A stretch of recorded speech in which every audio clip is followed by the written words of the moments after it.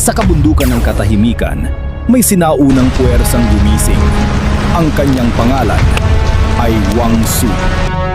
Sanay sa mga sining na nalimot ng panahon, hindi siya basta tao, kundi kapalarang nabigyang katawan. Nagmamasid ang mga kalaban, patalim ang mga anino, ngunit hindi kayang abutin ang diwa ni Wang Su. Ang kanyang mga mata ay lagpas sa takot. Disiplina lamang. Iba na talaga ang teknolohiya ngayon. Pangarap ko talagang makagawa ng isang short film. Ang kaso wala akong mga artista kaya sarili ko na lang muna ang gagawin kong character.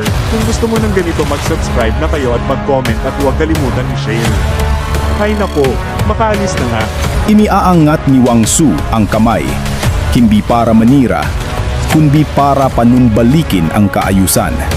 Ang alamat ay hindi ikinukwento, ito'y isinasabuhay. Sa kamao, sa fokus, sa tadhana. Ang kapayapaan ay hindi katapusan. Ito'y gantimpala ng landas ng isang tunay na guro. Ito ang simula